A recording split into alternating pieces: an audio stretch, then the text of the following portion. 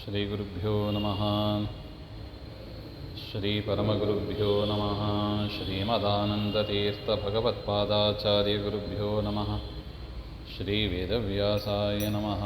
ನಾರಾಯಣಾಯ ಪರಿಪೂರ್ಣಗುಣಾರ್ಣವಾಯ ವಿಶ್ವೋದಯಸ್ಥಿತಿಲಯೋನ್ಯತಿಪ್ರದಾಯ ಜ್ಞಾನಪ್ರದಾಯ ವಿಬುಧಾಸುರಸೌಖ್ಯದುಃಖಸತ್ಕಾರಣಾಯ ವಿತತಾಯ ನಮೋ ನಮಸ್ತೆ.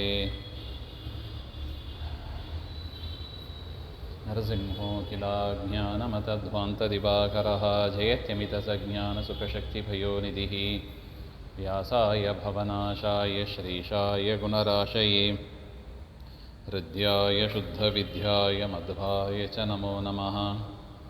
ಪ್ರಥಮೋ ಹನುಮಾನ್ ನಾಮ ದ್ವಿತೀಯೋ ಭೀಮ ಏವ ಚ ಪೂರ್ಣಪ್ರಜ್ಞಸ್ತೃತೀಯಸ್ತು ಭಗವತ್ಕಾರ್ಯಸಾಧಕಃ. ಪೂಜ್ಯಾಯ ರಾಘವೇಂದ್ರಾಯ ಸತ್ಯಧರ್ಮರಥಾಯ ಚ ಭಜತಾಂ ಕಲ್ಪವೃಕ್ಷಾಯ ನಮತಾಂ ಕಾಮಧೇನವೇ. ದುರ್ವಾದಿಧ್ವಾಂತರವೇ ವೈಷ್ಣವೇಂದೀವರೇಂದವೇ ಶ್ರೀರಾಘವೇಂದ್ರ ಗುರವೇ ನಮೋऽತ್ಯಂತದಯಾಳವೇ. ಮೂಕೋऽಪಿ ಯತ್ಪ್ರಸಾದೇನ ಮುಕುಂದಶಯನಾಯತೆ ರಾಜರಾಜಾಯತೆ ರಿಕ್ತಃ ರಾಘವೇಂದ್ರಂ ತಮಾಶ್ರಯೇ. ಆಪಾದಮೌಲಿಪರ್ಯಂತಂ ಗುರುಣಾಮಾಕೃತಿಂ ಸ್ಮರೇತ್.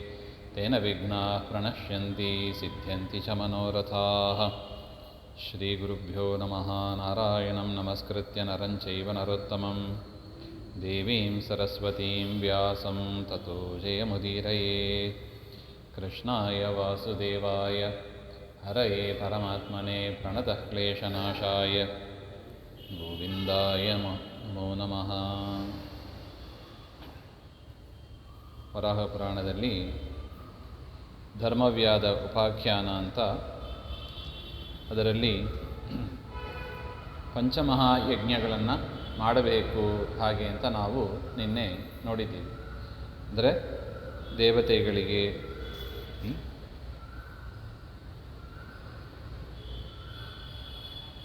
ದಿವ್ಯೋ ಭೌತ ಭೂಮಿಯಲ್ಲಿ ಇರತಕ್ಕವರಿಗೆ, ಪೈತ್ರ ಅಂದರೆ ಪಿತೃದೇವತೆಗಳಿಗೆ, ಸಾಮಾನ್ಯ ಮನುಷ್ಯರಿಗೆ, ಬ್ರಾಹ್ಮಣರಿಗೆ, ಈ ರೀತಿಯಾಗಿ ನಾವು ಅನ್ನಗಳನ್ನು ವಿಭಾಗ ಮಾಡಿ ಕೊಟ್ಟು ಉಳಿದದ್ದನ್ನು ನಾವು ತೆಗೆದುಕೋಬೇಕು.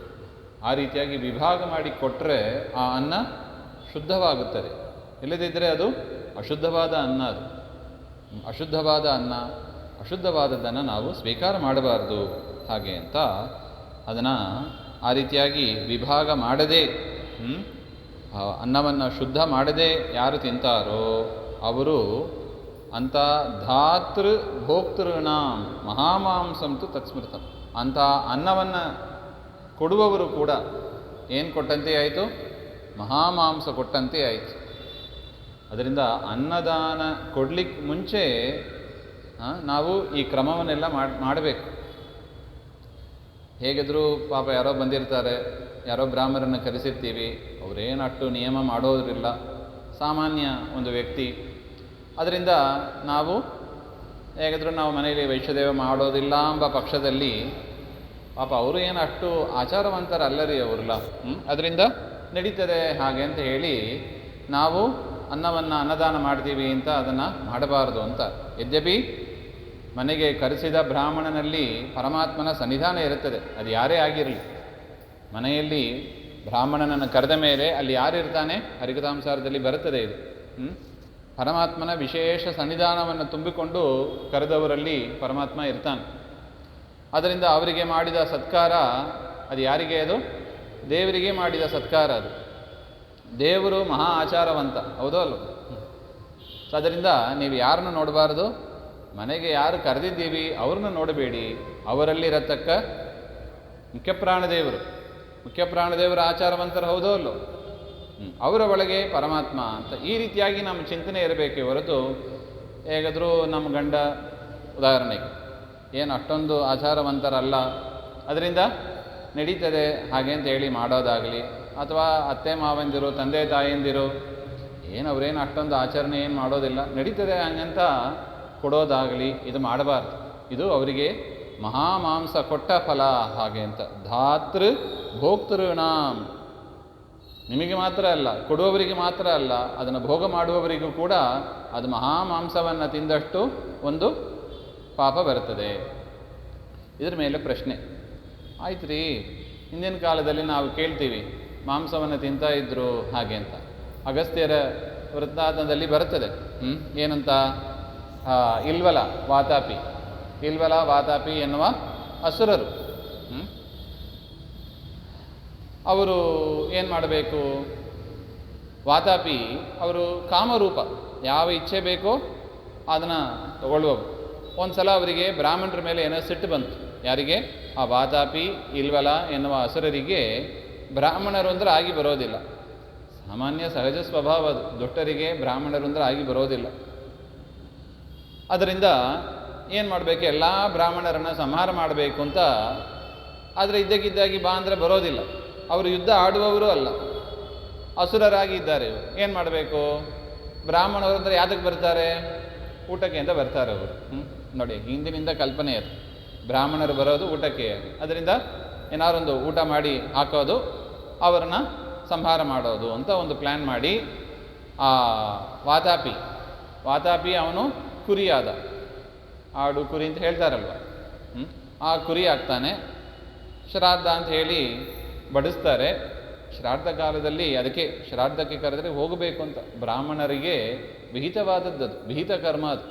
ಶ್ರಾದ್ದಕ್ಕೆ ಭೋಜನಕ್ಕೆ ಕರೆದರೆ ಆದಷ್ಟು ಅವಾಯ್ಡ್ ಮಾಡಬಾರ್ದು. ಯಾಕೆ? ಬ್ರಾಹ್ಮಣರೇ ಅಧಿಕಾರಿಗಳು, ಬೇರೆಯವ್ರನ್ನ ಕೂಡಿಸ್ಲಿಕ್ಕೆ ಆಗ್ತದ ಅಲ್ಲಿ? ಇಲ್ಲ. ಅದರಿಂದ ಹೋಗಬೇಕು ಅಂತ ನಿಯಮ ಇದೆ. ಅದು ಹೇಗೆ? ದರ್ಬೆ ಬ್ರಾಹ್ಮಣ ಅಲ್ಲ, ಶ್ರಾದ್ದ ಬ್ರಾಹ್ಮಣ ಅಂದರೆ ಪ್ರತ್ಯಕ್ಷವಾಗಿಯೇ ಮಾಡಿಸೋದು ಅಂತ ಇದೆಯಲ್ಲ, ಆ ಕ್ರಮದಲ್ಲಿ ಹೇಳ್ತಾರೆ. ಶ್ರಾದ್ದ ಹಾಗೆ ಮಾಡುವ ಕ್ರಮ ಈಗ ಎಲ್ಲ ನಾವು ಹೇಗೆ ಬದಲಾವಣೆ ಮಾಡ್ಕೊಂಡು ಬಂದ್ಬಿಟ್ಟಿದ್ದೀವಿ, ಅದೇ ರೀತಿಯಾಗಿ ದರ್ಬೆಯಲ್ಲಿ ಕೂಡಿಸಿ ಮಾಡಿಸಿಬಿಟ್ಟಿದ್ದಾರೆ. ಇರಲಿ. ಆ ರೀತಿಯಾಗಿ ವಾತಾಪಿ ಅವನು ಕುರಿಯಾದ. ಇಲ್ವಲ ಇನ್ನೊಂದು ಅಸುರ, ಅವನು ಬಡಿಸ್ಬೇಕು. ಬ್ರಾಹ್ಮಣರು ಅದನ್ನು ಭೋಜನ ಮಾಡಬೇಕು. ಮಾಡಿದ ಮೇಲೆ ಇಲ್ವಲ ಏನು ಹೇಳ್ತಾ ಇದ್ದ? ವಾತಾಪಿ ಹೊರಗೆ ಬಾ, ಬಹಿರಾಗಚ್ಚ ಅಂತ ಹೇಳ್ತಾ ಇದ್ದ. ಅವನೇನು ಮಾಡಬೇಕು? ಬ್ರಾಹ್ಮಣರ ಹೊಟ್ಟೆಯನ್ನು ಸೀಳ್ಕೊಂಡು ಹೊರಗೆ ಬರಬೇಕು. ಆ ಬ್ರಾಹ್ಮಣರ ಕತೆ ಮುಗೀತು. ಈ ರೀತಿಯಾಗಿ ಅನೇಕ ಬ್ರಾಹ್ಮಣರನ್ನು ಸಂಹಾರ ಮಾಡಿದರು. ಯಾರು? ವಾತಾಪಿ ಇಲ್ವಲ ಎನ್ನುವ ಅಸುರ. ಈ ಸುದ್ದಿ ಅಗಸ್ತ್ಯ ಋಷಿಗಳಿಗೂ ಗೊತ್ತು. ಸರದಿ ಬರಲಿ, ಕಾಯ್ತೀನಿ, ಮಾಡ್ತೀನಿ ಇವರಿಗೆ ಹಾಗೆ ಅಂತ ಅಗಸ್ತ್ಯರು ಪ್ಲ್ಯಾನ್ ಮಾಡಿ ಏನು ಮಾಡಿದರು? ಒಂದು ಸಲ ಕರೆದ. ವಾತಾಪಿ ಇಲ್ವಲ್ಲ ಇಬ್ಬರು ಹೋಗಿ ಕರೀತಾರೆ ಅಗಸ್ತ್ಯರನ್ನು. ನಮ್ಮ ಮನೆಗೆ ನೀವು ಶ್ರಾದ್ದ ಇದೆ, ಊಟಕ್ಕೆ ಬರಬೇಕು ಅಂತ. ಯಥಾ ಪ್ರಕಾರ ವಾತಾಪಿಯನ್ನು ಮಾಂಸವನ್ನಾಗಿ ಮಾಡಿ ಬಡಿಸ್ತಾನೆ. ಅವನು ಇಲ್ವಲ ಕರೆಯುವರಷ್ಟರಲ್ಲಿ ಅಗಸ್ತ್ಯರು ಏನು ಮಾಡಿದರು?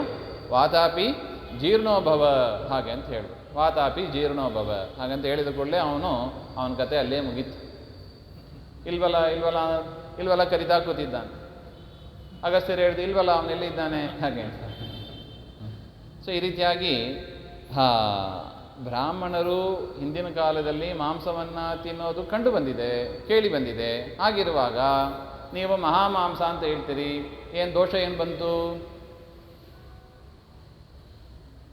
ಇದು ಸಾಮಾನ್ಯ ಒಂದು ಪ್ರಶ್ನೆ ಬಂದೇ ಬರ್ತದೆ. ಕೆಲವು ಪ್ರಶ್ನೆಗಳು ನಮ್ಮನ್ನು ತುಂಬ ಕಾಡ್ತದೆ ರೀ.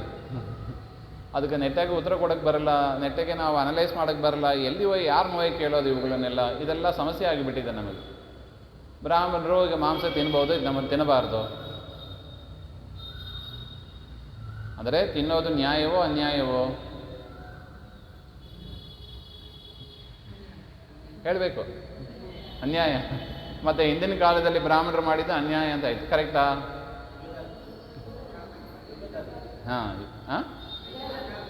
ಯುಗಧರ್ಮ ಅದು. ಹಿಂದಿನ ಯುಗದಲ್ಲಿ ಅದು ಒಪ್ಪಿಗೆ ಇತ್ತು. ಯಾಕೆ? ಆಯ್ತು, ಯುಗಧರ್ಮ ಹಿಂದಿನ ಕಾಲದಲ್ಲಾದರೂ ಯಾಕೆ ಮಾಡ್ತಾ ಇತ್ತು? ಹಿಂದಿನ ಕಾಲದಲ್ಲಿ ಮಂತ್ರಸಿದ್ಧಿ ಇತ್ತು. ಗಾಯತ್ರಿಯನ್ನು ಪ್ರೋಕ್ಷಣೆ ಮಾಡಿ ಆ ಆಹಾರವನ್ನು ಸ್ವೀಕಾರ ಮಾಡಿದರೆ ಆ ಪ್ರಾಣಿಗಳಿಗೆ ಸದ್ಗತಿ ಆಗ್ತಾ ಇತ್ತು. ಮಂತ್ರಸಿದ್ಧಿ ಇತ್ತು. ಕಲಿಯುಗದಲ್ಲಿ ಮಂತ್ರಸಿದ್ಧಿ ಭಾರಿ ಕಡಿಮೆ, ಇಲ್ಲ ಅಂತ ಹೇಳಬಾರ್ದು. ಯಾಕೆ? ಆಚಾರ್ಯರು ಹೇಳಿದ್ದಾರೆ, ಕಲಿಯುಗದಲ್ಲೂ ಕೂಡ ಕೃಷ್ಣ ಮಂತ್ರ, ವೇದವ್ಯಾಸ ಮಂತ್ರ ಎರಡೂ ಮಹಾಫಲದಾಯಕ ಅಂತ. ನೋಡಿ, ಆಚಾರ್ಯರು ಎರಡು ಅಂತ ಬೆಟ್ಟು ತೋರಿಸಿದ್ದಾರೆ. ಏನು? ಒಂದು ಕೃಷ್ಣ ಮಂತ್ರ, ಒಂದು ವ್ಯಾಸ ಮಂತ್ರ, ಎರಡೂ ಕಲಿಯುಗದಲ್ಲೂ ವೀರ್ಯವತ್ತರವಾಗಿದೆ ಹಾಗೆ ಅಂತ ಹೇಳ್ತಾ ಇದ್ದಾರೆ. ಅದರಿಂದ ಮಂತ್ರಸಿದ್ಧಿ ಇಲ್ಲ ಅಂತ ಹೇಳಬಾರ್ದು, ಕಡಿಮೆ ಆಗಿಬಿಟ್ಟಿದೆ. ಅದರಿಂದ ಈ ಕಲಿಯುಗದಲ್ಲಿ ತೆಗೆದುಬಿಟ್ಟಿದ್ದಾರೆ. ಒಂದು ಸಮಾಧಾನ ಆಯಿತು, ಸರಿ, ಮಾಂಸ ತಿನ್ನಬಾರ್ದು. ಈಗ ಇಲ್ಲಿ ಏನು ಮಾಡೋದು ನೋಡಿ, ಪುರಾಣ ಬರೆದದ್ದು ಯಾವ ಯುಗದ ಜನರಿಗೆ? ಪುರಾಣ ಬರೆದದ್ದು ಯಾವಾಗ ಅಂದರೆ ವೇದವ್ಯಾಸರು ಬರೆದರು. ವೇದವ್ಯಾಸರು ಬರೆದದ್ದು ಯಾವಾಗ? ದ್ವಾಪರ ಯುಗದ ಕೊನೆಯಲ್ಲಿ. 4 ಯುಗ ನಾವು ಮೊದಲೇ ನೋಡಿದ್ದೀವಿ. ಅದಕ್ಕೆ ಧರಣಿದೇವಿ ಮೊದಲೇ ಪ್ರಶ್ನೆ ಮಾಡಿ ಇಟ್ಟಿದ್ರು, ಕೃತ, ತ್ರೇತ, ದ್ವಾಪರ, ಕಲಿ, ಹಾಗೆ ಅಂತ. ಸೊ ಕಲಿಯುಗ ಸುಮಾರು 4,32,000 ವರ್ಷಗಳು ಅಂತ ನೋಡಿದ್ದೀವಿ. ಎಷ್ಟು? 4,32,000 ಅಂತ. ದ್ವಾಪರ ಯುಗ ಅಂದರೆ 8 ಲಕ್ಷ ಚಿಲ್ಲರೆ ಇರುತ್ತದೆ. ಅಂದರೆ ವೇದವ್ಯಾಸರು ಅವತಾರ ಮಾಡಿದ್ದು ಯಾವಾಗ? 8 ಲಕ್ಷ ವರ್ಷ ಕಳೆದೋಯ್ತು.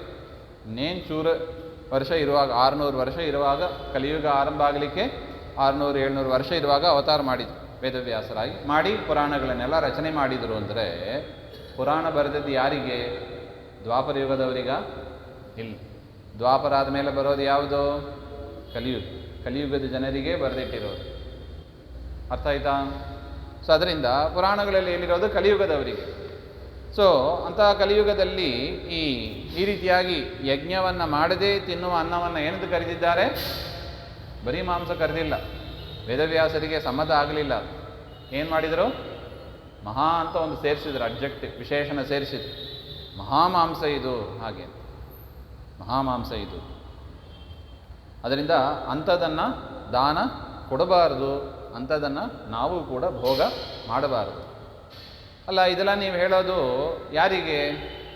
ಯಾರೋ ಆಚಾರವಂತರು, ಅಂಥವ್ರು ದೊಡ್ಡ ದೊಡ್ಡ ಆಚಾರ್ಯ ಇರ್ತಾರೆ, ಅವರಿಗೆ ಇದೆಲ್ಲ.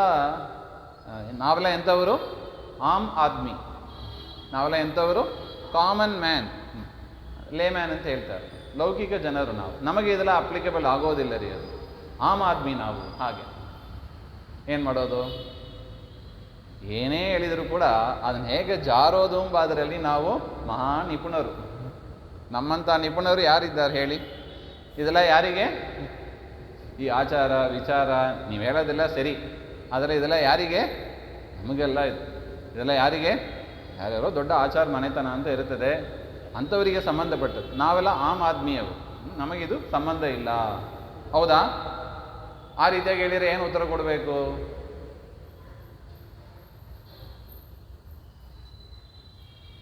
ಏನು ಉತ್ತರ ಕೊಡಬೇಕು? ಸರಿ, ಆಚಾರವನ್ನಾದರೂ ಯಾಕೆ ಮಾಡಬೇಕು? ಆಯಿತು, ಸಂಧ್ಯಾ ವಂದನೆ ಅಂತೂ ಮಾಡಬೇಕಾ? ದೇವ್ರ ಪೂಜೆ ಅಂತ ಏನೋ ಹೆಸರಿಗೆ ಮಾಡಬೇಕಾ? ಆಯಿತು, ಅದನ್ನಾದರೂ ಯಾಕೆ ಮಾಡಬೇಕು? ಅಂದರೆ ಅದಕ್ಕೆ ನಮ್ಮ ಗುರಿ, ಜೀವನದ ಗುರಿ ಅದೇನದು? ಮೋಕ್ಷ. ಹಿಂದೆ ಹೇಳಿದ್ದಾರೆ, ಮುಮುಕ್ಷುಬಿಹಿ ಅಂತ ಅನೇಕ ಬಾರಿ ಪದಗಳನ್ನು ಹೇಳ್ತಾ ಬಂದಿದ್ದಾರೆ. ಮೋಕ್ಷ ಪಡಿಬೇಕು ಎನ್ನುವ ಇಚ್ಛೆ ಇರುವವರಿಗೆ ಇದೆಲ್ಲ ಹೇಳಿರೋದು. ಮೋಕ್ಷ ಪಡಿಬೇಕು ಎನ್ನುವ ಇಚ್ಛೆ ಇರುವವರಿಗೆ ಇದೆಲ್ಲ ಹೇಳಿರೋದು. ನಿಮಗೆ ಮೋಕ್ಷ ಬೇಕೋ? ಆಮ್ ಆದ್ಮಿಯೋ ಮೋಕ್ಷವನ್ನು ಬಯಸುವವರು? ನೀವು ಡಿಸೈಡ್ ಮಾಡ್ಕೊಳ್ಳಿ. ಆಮ್ ಆದ್ಮಿ ಅಂದರೆ ಚಲೋ ಇದ್ಕೊಳ್ಳಿ, ಮುಂದೆ ಏನಾಗ್ತದೆ? ನರಕಾದಿಗಳಾಗ್ತದೆ. ಆಗ ಬದಲಾಯಿಸಿಕೊಂಡು ತಿರುಗಿ ಈ ರೂಟಿಗೆ ಬರಬೇಕು. ಯಾವುದು ಜಾಣತನ? ಚೆನ್ನಾಗಿ ಬಯಸ್ಕೊಂಡು ಒಡಿಸ್ಕೊಂಡು ದುಃಖ ಅನುಭವಿಸಿಕೊಂಡು ಅದು ಆ ಟ್ರ್ಯಾಕ್ ಸರಿ ಇಲ್ಲ ಅಂತ ದುಃಖಪಟ್ಟು ಅನುಭವಿಸಿ ಬಿಟ್ಟು ಬರೋದು. ಉಪದೇಶ ಮಾಡಿದಾಗಲೇ ಒಂದು ಉದಾಹರಣೆ ಹೇಳಬೇಕು ಅಂದರೆ, ಅದು ಒನ್ ವೇ ರೂಟ್, ಅದು ಹೋಗಬೇಡ ಹಾಗೆ ಅಂತ ಹೇಳಿದಾಗಲೇ ಒನ್ ವೇ ಕಡೆ ಹೋಗದೆ ಬರೋದು. ನನಗೇನು ಆಗೋದಿಲ್ಲ, ಆಮ್ ಆದ್ಮಿ ನಾನು, ನನಗದೆಲ್ಲ ಗೊತ್ತಾಗೋದಿಲ್ಲ ಹಾಗೆಂತ ಹೋಗಿ ಫೈನ್ ಕಟ್ಟಿ ಆಮೇಲೆ ಆ ರೂಟಲ್ಲಿ ಹೋಗ್ಲಿಕ್ಕಾಗದೆ ಬೇರೆ ರೂಟ್ ಬರೋದು. ಯಾವುದು ಜಾಣತನ?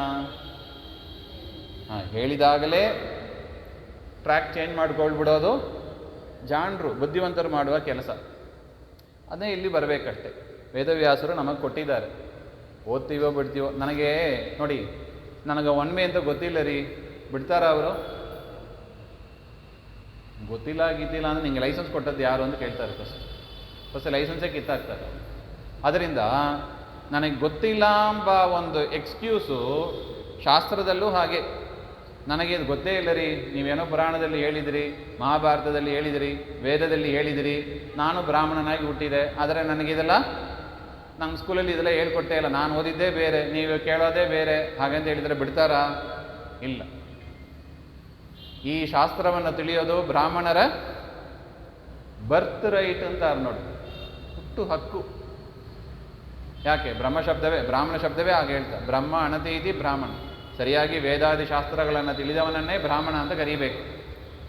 ಆ ರೀತಿಯಾಗಿ ನನಗೆ ಗೊತ್ತಿಲ್ಲ ಹಾಗೆ ಅಂತ, ಅದರಿಂದ ನಾನು ಮಾಡಲಿಕ್ಕೆ ಆಗ್ತಾ ಇಲ್ಲ ಹಾಗೆ ಅಂತ ಎಕ್ಸ್ಕ್ಯೂಸು ಹೇಗೆ ಟ್ರಾಫಿಕ್ ರೂಲ್ಸಲ್ಲಿ ಅಪ್ಲೈ ಆಗೋದಿಲ್ಲವೋ, ಶಾಸ್ತ್ರದ ರೂಲ್ಸು ಹಾಗೆ ಅಲ್ಲ. ಅಲ್ಲಿ ಯಾಕೆ ಅಷ್ಟು ಸ್ಟ್ರಿಕ್ಟಾಗಿ ಮಾಡ್ತಾರೆ ನೋಡಿ, ಆಲೋಚನೆ ಮಾಡಬೇಕು. ಪೊಲೀಸವರು ಏನು ಕೆಲಸ ಇಲ್ವಾ ಅವರಿಗೆ? ಅಷ್ಟು ಸ್ಟ್ರಿಕ್ಟ್ ಯಾಕೆ ಮಾಡ್ತಾರೆ? ಆಯ್ತಪ್ಪ, ಒಂದು ದಿವಸ ಹೋಗಿ ನಾಳಿಂದ ಸರಿಗೆ ಬಾ ಹೇಳಿ ಬಿಡ್ಬೋದಾಯ್ತು, ಮಾಡೋದಿಲ್ಲ. ಯಾಕೆ? ನಾವು ಹೇಳ್ಬೋದು, ಅವರಿಗೆ ಟಾರ್ಗೆಟ್ ಇರ್ತದೆ ರೀ, ಎಷ್ಟು ತಿಂಗಳು ಎಷ್ಟು ಕಲೆಕ್ಟ್ ಮಾಡಬೇಕು ಅಂತ ಟಾರ್ಗೆಟ್ ಇರುತ್ತೆ. ಇಲ್ಲ, ಲೌಕಿಕ ರೀತಿಯಿಂದ ಬೇಕಾದ್ರೆ ಹೇಳ್ಬೋದು. ಆದರೂ ಕೂಡ ಟ್ರಾಫಿಕ್ ರೂಲ್ಸ್ ಫಾಲೋ ಮಾಡೋದು ನಮ್ಮ ಒಳ್ಳೆಯದಕ್ಕೆ ಅಲ್ವಾ? ಟ್ರಾಫಿಕ್ ರೂಲ್ಸ್ ಫಾಲೋ ಮಾಡಿದರೆ ಪೊಲೀಸ್ ಅವರಿಗೆ ಒಳ್ಳೆಯದೋ ನಮಗೆ ಒಳ್ಳೆಯದೋ? ನಮಗೆ ಒಳ್ಳೆಯದು. ಆಕ್ಸಿಡೆಂಟು ಅವಾಯ್ಡ್ ಮಾಡ್ಬೋದು. ಅದಕ್ಕಾಗಿ ಅಷ್ಟು ಸ್ಟ್ರಿಕ್ಟಾಗಿ ಇದ್ದಾರೆ. ಅದೇ ರೀತಿಯಾಗಿ ದೇವರು ಕೂಡ ಹೇಳಿದ ರೂಲ್ಸು ಇದು ದೇವರಿಗಾಗಿ ಅದು ಇಲ್ಲ, ನಮ್ಮ ಒಳ್ಳೆಯದಕ್ಕಾಗಿಯೇ ದೇವರು ಮಾಡಿರೋದು. ಹೌದೋ ಅಲ್ಲೋ? ರೂಲ್ಸ್ ಇರೋದು ಯಾರಿಗೆ? ನಮ್ಮ ಒಳ್ಳೆಯದಕ್ಕೆ. ಇಲ್ಲ, ನಾ ರೂಲ್ಸ್ ಮೀರಿ ಹೋಗ್ತೀನಿ ಹಾಗೆಂದರೆ ಒಂದು ಫೈನ್ ಕಟ್ಟಬೇಕು, ಅಥವಾ ಮನುಷ್ಯ ಜನ್ಮವೇ, ಬ್ರಾಹ್ಮಣ ಜನ್ಮವೇ ಬಿಟ್ಟು, ಹೌದಾ ದೇವ್ರು ನೋಡ್ತಾನೆ, ದೇವ್ರು ಇನ್ನೇನು ಮಾಡೋದು? ಹೌದಪ್ಪ, ನಿನಗೆ ಮನುಷ್ಯ ಜನ್ಮ ವೇಸ್ಟ್, ಮನುಷ್ಯ ಜನ್ಮ ನಿನಗೆ ಬೇಡ ಅಂತ ನಾವೆಲ್ಲ ಆಮ್ ಆದ್ಮಿ ಆಗಬೇಡ, ಆಮ್ ವೃಕ್ಷ ಆಗುವಂತ ಆಮ್ರ ವೃಕ್ಷವಾಗಿ ಹುಟ್ಟಿಸ್ಬಿಡ್ತಾನೆ, ಮಾವಿನ ಮರವಾಗಿ ಹುಟ್ಟು. ಅಲ್ಲಿ ಅನಂತ ಪದ್ಮನಾಭ ಚರಿತ್ರೆಯಲ್ಲಿ ಬರ್ತದೆ ನೋಡಿ. ಅನಂತ ಪದ್ಮನಾಭ ಚರಿತ್ರೆಯಲ್ಲಿ ಒಂದು ಬರುತ್ತದೆ, ಒಬ್ಬ ತಾನು ಕಲಿತ ವಿದ್ಯೆಯನ್ನು ಇನ್ನೊಬ್ಬರಿಗೆ ಹೇಳಿಕೊಟ್ಟಿಲ್ಲವಂತೆ.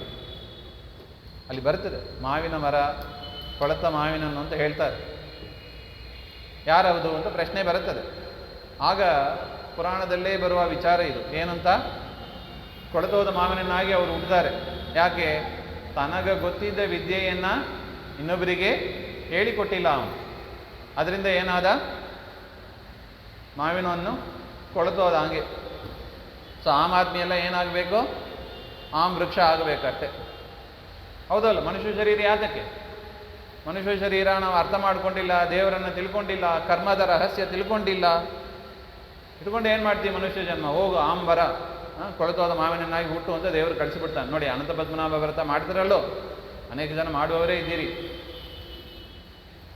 ಅಲ್ಲಿ ಬರುವ ವಿಚಾರ ಇದು ನೋಡಿ. ಗೊತ್ತಿದ್ದದನ್ನು ಹೇಳಿಕೊಡದೇ ಇದ್ದರೂ ಅಪರಾಧ, ಇನ್ನು ತಿಳ್ಕೊಳ್ಳದೇ ಇದ್ದರೆ ಇನ್ನೂ ಅಪರಾಧ. ಅದರಿಂದ ಹಾಗೆ ಮಾಡೋಕ್ಕೆ ಹೋಗಬೇಡಿ ಹಾಗೆ ಅಂತ. ಸೊ ಅದರಿಂದ ಒಟ್ಟು ಏನಾಯಿತು? ನಮ್ಮ ವಿಹಿತ ಕರ್ಮವನ್ನು ನಾವು ಮಾಡಬೇಕು. ನನಗೆ ಗೊತ್ತಿಲ್ಲ ಅಂತ ನಾವು ಎಕ್ಸ್ಕ್ಯೂಸ್ ಕೊಡುವಂತೆ ಇಲ್ಲ. ನಮ್ಮ ಕರ್ಮ ಏನು, ಧರ್ಮ ಏನು ಅದನ್ನು ಅರಿತು ಮೋಕ್ಷವನ್ನು ಬಯಸಬೇಕು ಅಂದರೆ ಕರೆಕ್ಟ್ ಹೇಳಿದೆ. ನನಗೆ ಅದರಿಂದ ಏನೋ, ನನಗೆ ಇದೆಲ್ಲ ಯಾರು ಮಾಡಬೇಕು ರೀ? ಮೋಕ್ಷವನ್ನು ಬಯಸುವವರು. ನನಗೆ ಮೋಕ್ಷನೇ ಬೇಡ. ಸುಲಭ ನೋಡಿ, ಹೌದಾ? ಮೋಕ್ಷ ಈ ರಗಳೆಲ್ಲ ಯಾವಾಗ ಹೇಳಿ? ಈ ರಗಳೆಲ್ಲ ಯಾವಾಗ? ಮೋಕ್ಷ ಬೇಕು ಅಂತ ಇದ್ದಾಗ ಬೇಡ, ಮೋಕ್ಷನೇ ಬೇಡ ಬಿಡಿ, ಸುಲಭ ಆಯ್ತು. ಬಿಡ್ತೀರಾ? ಬಿಡ್ತೀರಾ? ಈಗೆಲ್ಲ ಬಿಟ್ಟು ಮೋಕ್ಷ ಬೇಡ ನನಗೆ, ನಿಮ್ಮ ಗ್ರೂಪಲ್ಲಿ ನಾನು ಸೇರೋದೇ ಇಲ್ಲ, ಬಿಟ್ಟು ಬಿಡಿ ಹಾಗೆ ಅಂತ ಹೇಳಿದರೆ ಮುಂದೆ ಏನಾಗ್ತದೆ? ಮಾನವ ಜನ್ಮ ನೋಡಿ, ನಾವು ಯಾವ ಹೆಜ್ಜೆ ಇಟ್ಟರೂ ಕೂಡ ದೇವರ ಮಾರ್ಗವನ್ನು ಬಿಟ್ಟು ಬೇರೆ ಮಾರ್ಗದಲ್ಲಿ ಹೆಜ್ಜೆ ಇಟ್ಟರೆ ದೇವರು ಅಲ್ಲೇ ನಮ್ಮನ್ನು ಕಂಟ್ರೋಲ್ ಮಾಡ್ತಾನೆ.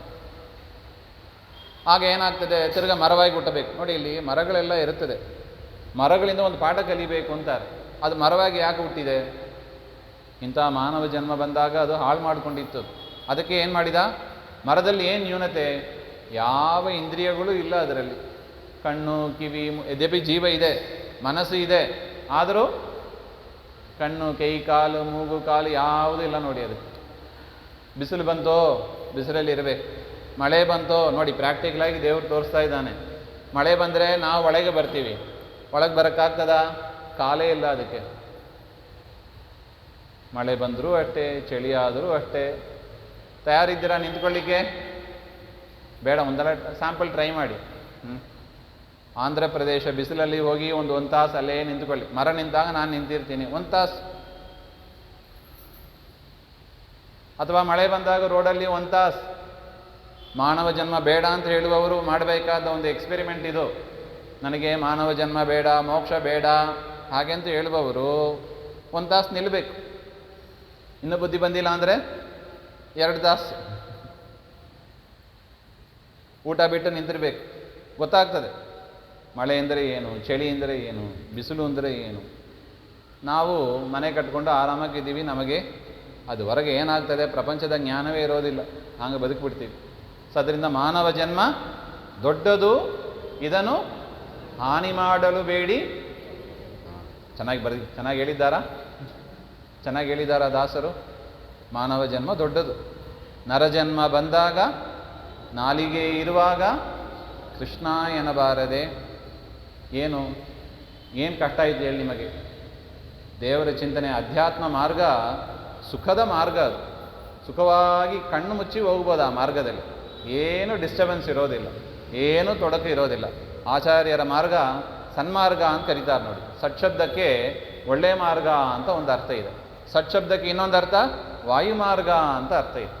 ವಾಯುದೇವರು ಹೇಳಿಕೊಟ್ಟ ಮಾರ್ಗದಲ್ಲಿ ಹೋದರೆ ಕ್ಷೇಮ ನಮಗೆ. ವಾಯುದೇವರ ಮಾರ್ಗವನ್ನು ಯಾಕೆ ಬಿಡ್ತೀವಿ ನಾವು?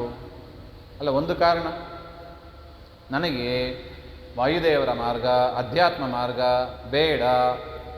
ಒಂದು ಕಾರಣ ಹೇಳಿ ನೋಡಿ. ಶಾಸ್ತ್ರದಲ್ಲಿ ಹೇಳಿದ್ದು ನನಗೆ ಹಿಡಿತ ಇಲ್ಲ, ಕಷ್ಟ ಆಗ್ತದೆ. ಒಂದು ಕಾರಣ, ಕಷ್ಟ ಆಗ್ತದೆ. ಅದು ಇದು ಕಷ್ಟ ಅಂದರೆ ಅಲ್ಲಿ ಯಮಲೋಕದಲ್ಲಿ ಪಡೋದೇನು, ಅಥವಾ ಮರಗಿಡವಾಗಿ ಹುಟ್ಟಿ ಪಡೋದೇನು, ಅಥವಾ ಮೃಗವಾಗಿ ಹುಟ್ಟಿ ಪಡೆಯೋದೇನು? ಅದು ಕಷ್ಟ ಅಲ್ಲವೇ? ಯಾವುದು ಕಷ್ಟ ಹೇಳಿ? ಮನುಷ್ಯ ಜನ್ಮ ಬಂದಾಗ ಒಂದು ಹೋಮ ಮಾಡಿ, ಒಂದು ವೈಶ್ವದೇವ ಮಾಡಿ ಊಟ ಮಾಡ್ರಿ ಅಂತ ಹೇಳೋದು ಕಷ್ಟನೋ, ಅಥವಾ ಇದನ್ನು ಬಿಟ್ಟರೆ ಬರತಕ್ಕದ್ದು ಮರಗಿಡವಾಗಿಯೋ ಪಶು ಪಕ್ಷಿಗಳಾಗಿಯೋ ಹುಟ್ಟೋದು ಯಾವುದು ಕಷ್ಟ? ನೀವು ತೀರ್ಮಾನ ಮಾಡಿ, ಯಾವುದು ಕಷ್ಟ? ಪಕ್ಷಿಗಳಾಗಿ ಹುಟ್ಟೋದು ಕಷ್ಟ. ಅದರಿಂದ ಏನು ಮಾಡಬೇಕು? ದೇವರು ಹೇಳಿದಂಗೆ ಬುದ್ಧಿವಂತರಾಗಿ ಕೇಳಬೇಕು. ಬುದ್ಧಿ ಮಾತು ಹೇಳಿದರೆ ಕೇಳಬೇಕಮ್ಮ ಮಗಳೇ ಅಂತ ದಾಸರು ನೋಡಿ. ದಾಸರು ನಮ್ಮನ್ನು ಬಿಡೋದೇ ಇಲ್ಲ. ಎಲ್ಲದಕ್ಕೂ ಒಂದು ಪದ ಮಾಡಿಟ್ಟು, ಅದು ಎಷ್ಟು ಕರುಣಾಳು ನೋಡಿ ಗುರುಗಳು. ಒಂದೊಂದು ಸುಲಭವಾಗಿ ಕನ್ನಡದಲ್ಲಿ ಅರ್ಥ ಆಗುವಂತೆ ಮಾಡಿದ್ದಾರೆ. ಪಾಪ ಅವ್ರಿಗೆ ಗೊತ್ತು ನಮಗೆ ಸಂಸ್ಕೃತ ಬರಲ್ಲ, ಪುರಾಣ ಅರ್ಥ ಆಗೋದಿಲ್ಲ, ಕನ್ನಡದಲ್ಲೇ ಬರೆದಿಟ್ಟು ಬಿಟ್ಟಿದ್ದಾರೆ. ದಯಾಳು. ಆದರೂ ನಾವು ದಾಸರ ಹಾಡು ಕೇಳಲ್ಲ, ಬ್ಯಾನ್ ಮನೆಯಲ್ಲಿ. ದಾಸರ ಹಾಡಿಗೆ ಬ್ಯಾನ್, ಪುರಾಣಗಳಿಗೆ ಬ್ಯಾನ್. ಏನು ಕೇಳಬೇಕು? ಕ್ರಿಕೆಟ್ ಹಾಕಬೇಕು.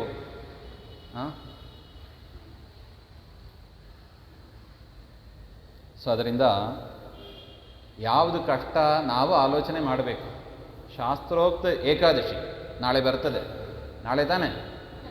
ಅದು ಬೇರೆ, ನಾಳೆನೇ ಏಕಾದಶಿ. ಉಪವಾಸ ಮಾಡಬೇಕು, ಮಾಡಬಾರ್ದು? ಮಾಡಲೇಬೇಕು. ಮಾಡದೇ ಇದ್ದರೆ ಏನಾಗ್ತದೆ?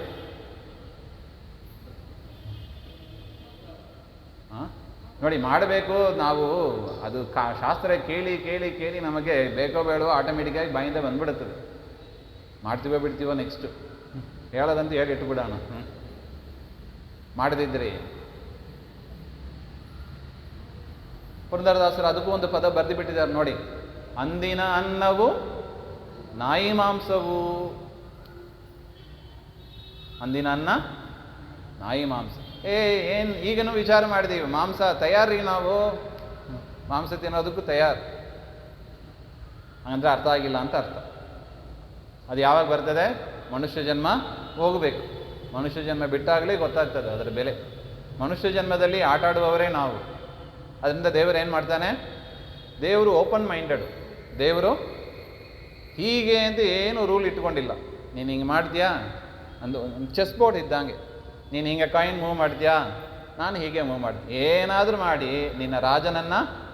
ನಿನ್ನನ್ನು ಸೋಲಿಸೋದೆ. ನೀ ಏನಾದ್ರು ತಪ್ಪಿ ಹೆಜ್ಜೆ ಇಟ್ಟರೆ ನಿನ್ನನ್ನು ಸೋಲಿಸೋದೆ. ನೀವೇನೇ ಚೆಸ್ ಆಟ ಬರ್ತದೆ ಅಂತ ಅಂದ್ಕೊಂಡಿದ್ದೀನಿ, ಅಲ್ಲಿ ರಾಜನನ್ನು ಗೆಲ್ಲಬೇಕು, ಒಟ್ಟು ಅದೇ ಗುರಿ ಇರ್ತದೆ. ಅದು ಅಂದರೆ ಪ್ರತಿಪಕ್ಷದವರ ರಾಜನನ್ನು ಸೋಲಿಸಬೇಕು. ಸೊ ಈ ರೀತಿಯಾಗಿ ದೇವರನ್ನು ತಪ್ಪಿಸಿ ನಾವೆಲ್ಲಿ ಹೋಗ್ಲಿಕ್ಕಾಗ್ತದೆ? ಆಯ್ತಪ್ಪ, ಇದೆಲ್ಲ ಯಾವಾಗ ಸಾಧ್ಯ ಆಗ್ತದೆ? ದೇವರಿದ್ದಾನೆ ಅಂತ ನಂಬಿದರೆ. ಈ ಮೋಕ್ಷ ಗೀಕ್ಷ ನೀವೇನೋ ತುಂಬ ಎದುರಿಸ್ತೀರಿ ನಮ್ಮನ್ನು, ನರಕ ಎರಕ ಅಂತ ಹೇಳಿ ಈ ಪಶು ಪಕ್ಷಿ ಪ್ರಾಣಿ ಇದೆಲ್ಲ ಯಾವಾಗ ಬರ್ತದೆ? ದೇವರಿದ್ದಾನೆ ಅಂತ ಒಪ್ಪಿದರೆ. ದೇವರೇ ಇಲ್ಲ ಅಂತ ಹೇಳ್ಬಿಡ್ತೀವಿ, ಸುಲಭ ಆಯಿತು. ನಾವು ಮೋಕ್ಷ ಇಲ್ಲ ಗೀಕ್ಷ ಇಲ್ಲ, ಮೋಕ್ಷ ಎದುರ್ತಾನೆ ಈ ತಂಟೆ ತಕರಾರೆಲ್ಲ. ದೇವರೇ ಇಲ್ಲ. ದೇವರಿದ್ದಾನ? ದೇವರಿದ್ದಾನ? ಎಲ್ಲಿದ್ದಾನೆ? ನೋಡಿದ್ದೀರಾ? ನೋಡಿದ್ದೀರಾ? ಯಾರು ನೋಡಿ? ದೇವ್ರು ನೋಡಿದವ್ರು ಯಾರು ಕೈ ಎತ್ತರಿ? ನೋಡಿ, ಯಾರು ಎತ್ತಾ ಇಲ್ಲ, ನಾನು ಕೈ ಎತ್ತಿಲ್ಲ. ಅಲ್ಲ, ಏನು ಹುಡುಗಾಟನ ಇದು? ಒಂದಿನ ಉಪವಾಸ ಅಂದರೆ ಎದುರುಗಡೆ ತಂದೆ ತಾಯಿ ಎದುರುಗಡೆ ಇದ್ದು ಹೇಳಿದ್ರು ನಾವು ಕೇಳೋದಿಲ್ಲ, ಎದುರುಗಡೆ ಡಾಕ್ಟರ್ ಕೂತು ಉಪವಾಸ ಮಾಡಿದ್ರೆ ಕೇಳೋದಿಲ್ಲ. ಈ ವ್ಯಕ್ತಿ ಆದರೂ ಕಾಣಿಸ್ತಾನೇ ಇಲ್ಲ. ಯಾರನ್ನ ನಂಬಿಕೊಂಡು ಹೋಗ್ತಾ ಇದ್ದೀವಿ ನಾವು? ಹೇಳಿ, ದೇವರಿದ್ದಾನೆ ಅಂತ ನಂಬೋದು ಹೇಗೆ? ಮೂಲಭೂತ ಪ್ರಶ್ನೆ. ನೀವೆಲ್ಲ ದೇವರಿದ್ದಾರೆ ಒಂದಾದರೆ, ಆನ್ ಟಾಪ್ ಆಫ್ ದಟ್ ಹರಿ ಸರ್ವೋತ್ತಮ ಅಂತ ಹೇಳುವವರು ನಾವು. ಹರಿ ಸರ್ವೋತ್ತಮ, ವಾಯು ಜೀವೋತ್ತಮ. ಹರಿ ದೇವರು ಇದ್ದಾನೆ ಅಂತ ತೀರ್ಮಾನ ಮಾಡೋದು ಹೇಗೆ?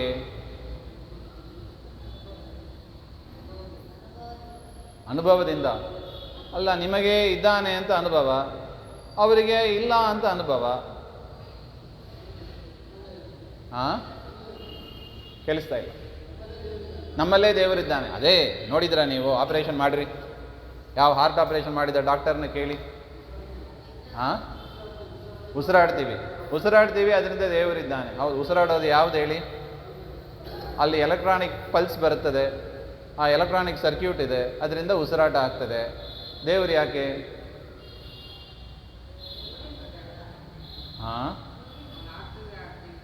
ಅದು ನಿಮ್ಮದು ಕಲ್ಪನೆ, ಅದು ನೀವು ಹಂಗೆ ತಿಳ್ಕೊಂಡಿದ್ದೀರಾ ಅಷ್ಟೇ. ಅಲ್ಲ ನೋಡಿ, ದೇವರು ಇದ್ದಾನೆ ಅಂದರೆ ದೇವ್ರ ಮಾತನ್ನು ನಾವು ಕೇಳಬೇಕು. ಆ ರಗಳೆಲ್ಲ ಬೇಡ. ಕೇಳಿಕ್ಕೆ ತಯಾರಿದ್ದೀವಾ? ನೋಡಿ, ಚಾತುರ್ಮಾಸ ಶುರುವಾಗಲಿಕ್ಕಿದೆ. ಆಷಾಢ ಬಂದಂದರೆ ಗಡ ಗಡ ಗಡ ನಡುಗ್ಬಿಡೋದು. ಮುದ್ರಾಧಾರಣೆ ಬರ್ತದೆ, ವ್ರತಗಳು ಬರ್ತವೆ. ಯಾಕಾರ ಆಷಾಢ ಬಂತು ಅಂತ ಎದುರುವವರು ಇದ್ದಾರೆ. ಇದೆಲ್ಲ ಯಾಕೆ ಗಂಟು ಬೇಕಾ ನಿಮಗೆ? ಅಥವಾ ದೇವರಿಲ್ಲ ಅಂತ ಸುಮ್ಮನೆ ಕೈ ಕಟ್ಟಿ ಕೂಡ್ಬೋದಾ? ನೋಡಿ, ಕ್ಷೇಮ ಅಲ್ವಾ? ನೋಡಿ, ಒಂದು ಕ್ಷಣದಲ್ಲಿ ನಮ್ಮದು ಆ ದೃಢತೆ, ಇದನ್ನೇನು ಕರೀತಾರೆ? ನಮ್ಮ ಜ್ಞಾನ ಹೇಗಿದೆ? ಟೊಳ್ಳಾಗಿದೆ. ಏನು ಮಾಡಬೇಕು? ದೃಢ ಆಗಬೇಕು. ದೃಢ ಆಗಬೇಕು. ದೃಢ ಆಗೋದು ಹೇಗೆ? ಶ್ರವಣ ಮಾಡಬೇಕು. ಅದಕ್ಕೆ ದೇವರು ಮೊದಲು ಏನು ಹೇಳಿದ್ದು? ಶ್ರವಣಂ ಕೀರ್ತನಂ ವಿಷ್ಣೋಹೋ. ದಾಸರು ಪದ, 7 ದಿನ ಕಥೆಯೇ ಕೇಳಿ ಏಳಿರೋ ವೈಕುಂಠಕ್ಕೆ. ಭಾಗವತದಲ್ಲಿ ಹೇಳಿದ್ದಾರೆ. ನೋಡಿ, ದೇವರಿದ್ದಾನೆ ಅಂತ ಹೆಂಗೆ ಗೊತ್ತಾಗ್ತದೆ ನಮಗೆ? ದಾಸರು ಹೇಳಿದ್ದಾರೆ, ಭಾಗವತದಲ್ಲಿ ಹೇಳಿದ್ದಾರೆ. ಇಷ್ಟು ಉತ್ತರ ಬರಬೇಕು ನಿಮ್ಮ ಬಾಯಿಂದ. ಭಾಗವತದಲ್ಲಿ ಹೇಳಿದ್ದಾರೆ, ಅದರಿಂದ ದೇವರೇ ಸೃಷ್ಟಿ ಮಾಡಿದ್ದಾನೆ, ದೇವರೇ ಇದೆ. ನೋಡಿ, ಜನ್ಮಾದ್ಯಸ್ಯ ಯತೋನ್ಮಯಾತ್ ಸತ್ಯಂ ಪರಂ ಧೀಮಹಿ. ಸೊ ದೇವರಿದ್ದಾನೆ ಅಂತ ನಂಬೋದು ಹೇಗೆ?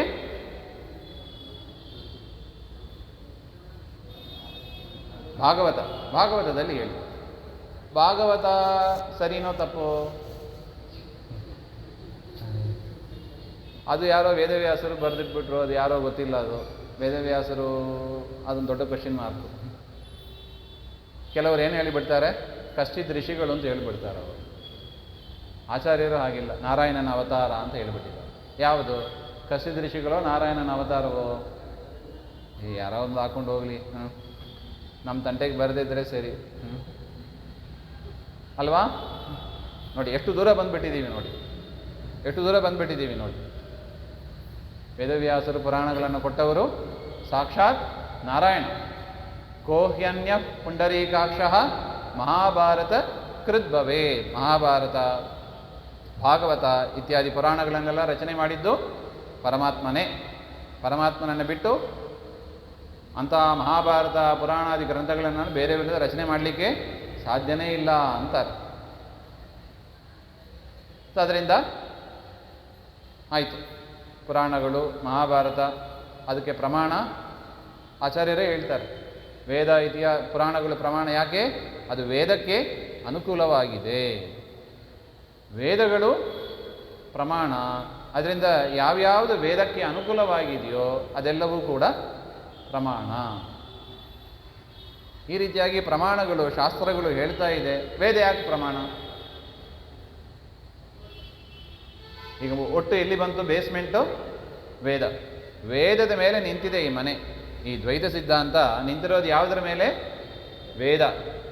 ವೇದದ ಮೇಲೆ ಇತಿಹಾಸ ಪುರಾಣಗಳು, ಅದರ ಮೇಲೆ ಟೀಕಾ ಟಿಪ್ಪಣಿಗಳು, ಅದರ ಮೇಲೆ ದಾಸರ ಪದಗಳು, ಇಷ್ಟು ಇದೆ. ಸೊ ಬುಡ ಯಾವುದು? ವೇದಗಳು. ವೇದ ಪ್ರಮಾಣ ಯಾಕೆ? ಅಪೌರುಷೇಯವಾದ್ದರಿಂದ. ಅಂದರೆ ಏನರ್ಥ? ಯಾರು ರಚನೆ ಮಾಡಿದ್ದಲ್ಲ, ಅದರಿಂದ ಅದರಲ್ಲಿ ಯಾವ ದೋಷವೂ ಇಲ್ಲ. ಅಪೌರುಷೇಯವಾದ್ದರಿಂದ ಯಾವ ಪುರುಷರಿಂದಲೂ ರಚಿಸಲ್ಪಟ್ಟಿಲ್ಲ, ಅದರಿಂದ ಅದು ಪ್ರಮಾಣ. ಹಾಗೆ ಆ ವೇದಕ್ಕೆ ಅನುಗುಣವಾಗಿ ಇತಿಹಾಸ ಪುರಾಣಗಳು ಇರೋದರಿಂದ ಅದು ಕೂಡ ಪ್ರಮಾಣ. ಅದಕ್ಕೆ ಅನುಗುಣವಾಗಿ ಟೀಕಾ ಟಿಪ್ಪಣಿಗಳು ಇರೋದರಿಂದ ಅದು ಪ್ರಮಾಣ. ಅದಕ್ಕೆ ಅನುಗುಣವಾಗಿ ದಾಸರ ಪದಗಳು ಇರೋದರಿಂದ ಅದು ಕೂಡ ಪ್ರಮಾಣ. ಅದಕ್ಕೆ ಅನುಗುಣವಾಗಿ ನಮ್ಮ ಮಾತು ಕ್ರಿಯೆ ಇರಬೇಕು. ಸೊ ನಮ್ಮ ಮಾತು ಕ್ರಿಯೆ ಯಾವುದಕ್ಕೆ ಅನುಗುಣವಾಗಿರಬೇಕು? ದಾಸರ ಪದ್ಯಗಳು, ಟೀಕಾ ಟಿಪ್ಪಣಿಗಳು, ಇತಿಹಾಸ ಪುರಾಣಗಳು, ವೇದಗಳು ಇದಕ್ಕೆ ಅನುಗುಣವಾಗಿ ಇರಬೇಕು. ಇದಕ್ಕೆ ಅನುಕೂಲವಾಗಿ ಇದ್ದರೆ ಅದನ್ನು ಭಕ್ತಿ ಅಂತ ಕರೀತಾರೆ, ಅದರಿಂದ ಮಹಾಪ್ರಸಾದ ಆಗ್ತದೆ. ಇದಕ್ಕೆ ವಿರುದ್ಧವಾಗಿ ಇದ್ದರೆ ದೇವರ ಪ್ರಸಾದ ಆಗೋದಿಲ್ಲ. ಸುಲಭ ಇದು. ಅದರಿಂದ ದೇವರಿದ್ದಾನೆ ಎಂಬ ಅದಕ್ಕೆ ಯಾವುದು ಪ್ರಮಾಣ? ವೇದಗಳೇ ಪ್ರಮಾಣ. ವೇದಗಳು ಹೇಳ್ತಾ ಇದೆ ನಮಗೂ ದೇವರಿಗೂ ಇರುವ ಒಂದೇ ಕೊಂಡಿ ಯಾವುದು? ಶಬ್ದದ ಕೊಂಡಿ, ವೇದದ ಕೊಂಡಿ. ವೇದಗಳು ಹೇಳ್ತಾ ಇದೆ, ಅದರಿಂದ ನಾವು ಮಾಡಬೇಕು ಹಾಗೆ. ಸೊ ಅದರಿಂದ ಕಷ್ಟ ಆಗ್ತಾ ಇದೆ ನನಗೆ, ವೈಶ್ವದೇವ ಮಾಡೋದು ಕಷ್ಟ. ಸರಿನಾ ತಪ್ಪೋ? ಅಂದರೆ ನ್ಯಾಯವೋ ಅನ್ಯಾಯವೋ? ಅನ್ಯಾಯ. ಅದರಿಂದ ವೈಶ್ವದೇವ ಮಾಡಲಿಕ್ಕೆ ಬರಲ್ಲ ಅಂತ ನಾವು ಹೇಳಬಾರ್ದು. ಯಾಕೆ? ದೇವರು ಹೇಳಿದ್ದಾನೆ. ಕೇಳಿಸ್ತಾ ಇದೆಯಾ?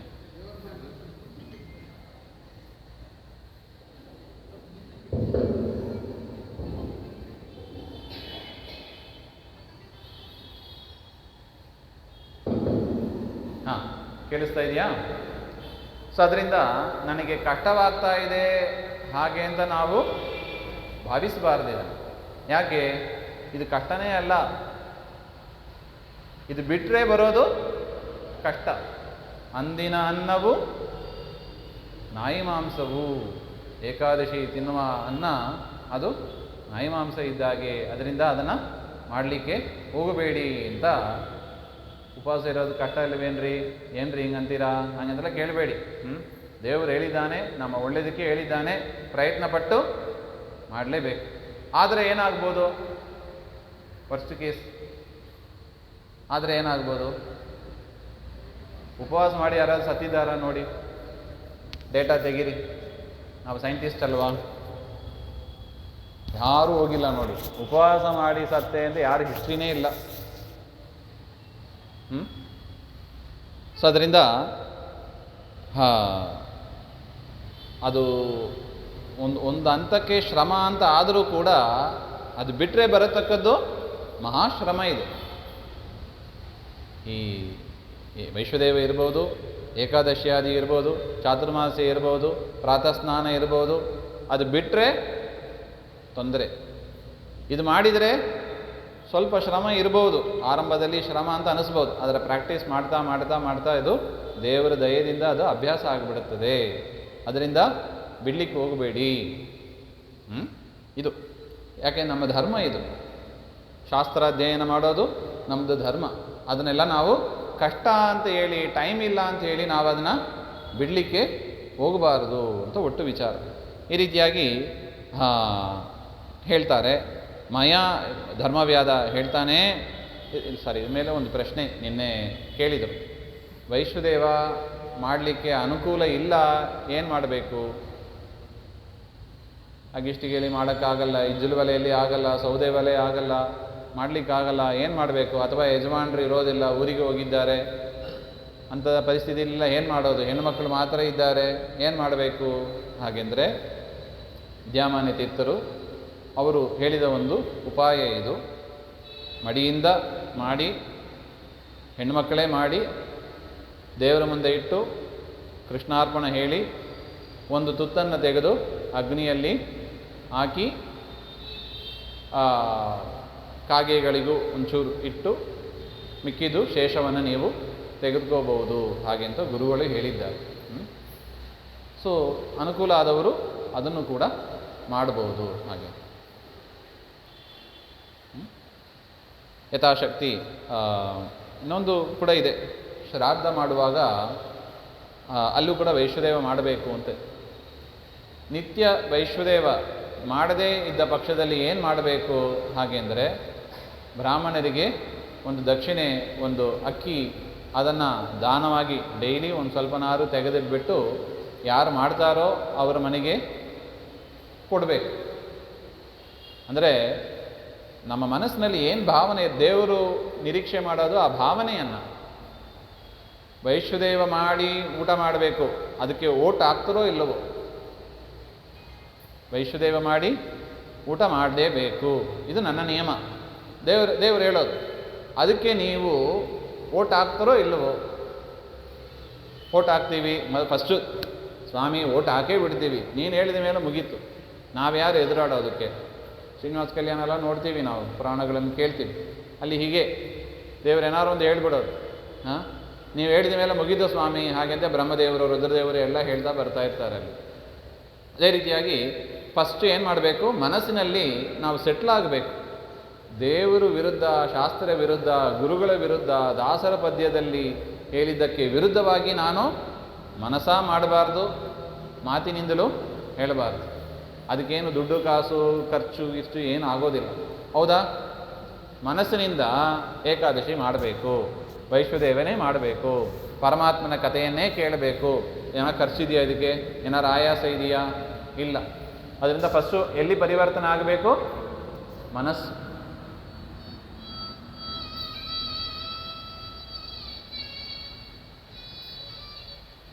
ಮನಸ್ಸು ಪರಿವರ್ತನೆ ಆದ ಮೇಲೆ ಮಾತು.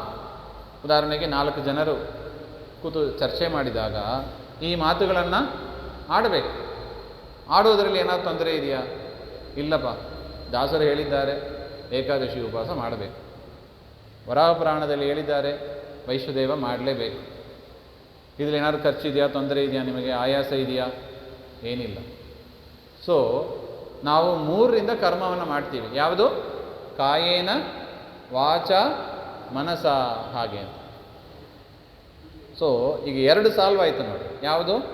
ಮನಸ ವಾಚ 2 ಸಾಲ್ವ್ ಆಯಿತು. ದೇವರು ಹೇಳಿದ್ದಕ್ಕೆ ನಾವು ಓಟ್ ಹಾಕಿಬಿಟ್ಟಿವಿ, ಅದರಿಂದ ನಾವು ಪಾಸ್ ಆಗಿಬಿಟ್ಟಿವಿ. ಇನ್ನು ಉಳಿದದ್ದು ಯಾವುದು? ಕಾಯೇನ, ಅದು ಒಂದು ಮಾತ್ರ. ಈ ಶರೀರದಿಂದಲೇ ನಮಗೆ ಮಾಡಲಿಕ್ಕೆ ಆಗೋದಿಲ್ಲ ರೀ. ಮಾತಿನಿಂದ ಹೇಳ್ಬೋದು, ಮನಸ್ಸಿನಲ್ಲೂ ಮಾಡಬೇಕು ಅಂತ ಇದೆ, ಶರೀರದಿಂದ ಆಗ್ತಾ ಇಲ್ಲ. ಹಾಗಂತ ಹೇಳಿದರೆ ಅದಕ್ಕೇನು ಉಪಾಯ? ಅದಕ್ಕೆ ಗುರುಗಳು ತಿಳಿಸಿದಂಗೆ ಮಾಡಬೇಕು. ಅಥವಾ ಎಲ್ಲಿ ವೈಶ್ವದೇವ ಮಾಡ್ತಾರೋ ಆ ಅನ್ನವನ್ನು ತೆಗೆದುಕೊಂಡು, ತೀರ್ಥ ವೈಶ್ವದೇವ ಅದನ್ನು ತಂದುಕೊಂಡು ಮಾಡಬೇಕು. ಅಥವಾ ಈ ಸ್ವಯಂ ಪಾಕಕ್ಕೆ ಅಂತ ಕೊಡ್ತಾರೆ ನಾವು, ಸ್ವಯಂ ಪಾಕಕ್ಕೆ ಅಂತ ಕೊಟ್ಟು ಅವ್ರ ಮನೆಯಿಂದ ವೈಶ್ವದೇವದ ಒಂದು ಅಕ್ಕಿ ಕಾಳನ್ನು ಕೊಡಿ, ಹಾಗೆಂತ ಇಸ್ಕೊಂಡು ಬರ್ಬೋದು. ಆಚಾರ್ಯ ನಾನು ನಿಮಗೆ ಕೆಳಗೆ ಮಾಡ್ತಾರೆ ನೋಡಿ, ಆಚಾರಿಗೆ ಒಂದು ಅಕ್ಕಿ ಕೊಟ್ಟು ನನಗೆ ಚೂರು ವೈಶ್ವದೇವ, ಆ್ಯಕ್ಚುಲಿ ಅನ್ನದಲ್ಲಿ ಮಾಡಬೇಕು, ಬೇಯಿಸಿದ ಅನ್ನದಲ್ಲಿ ಮಾಡಬೇಕು ವೈಶ್ವದೇವ, ಮಾಡಲಿಕ್ಕಾಗಲ್ಲ, ಅಕ್ಕಿಯಲ್ಲಿ ಮಾಡಿ ಅದನ್ನು ಪ್ರಸಾದವಾಗಿ ಶೇಷವನ್ನು ತಂದು ಮನೆಯಲ್ಲಿಟ್ಟು ಅಕ್ಕಿ ಜೊತೆಗೆ ಸೇರಿಸಿ ಅದನ್ನು ನೈವೇದ್ಯ ಮಾಡಿ ಅಟ್ಲೀಸ್ಟ್ ತೊಗೋಬೋದಲ್ವಾ? ಈ ರೀತಿಯಾಗಿ ಮನಸ್ಸಿದ್ದರೆ ಮಾರ್ಗ. ಅದರಿಂದ ನಾವು ಫಸ್ಟ್ ಮಾಡಬೇಕಾದ ಯಾವುದು?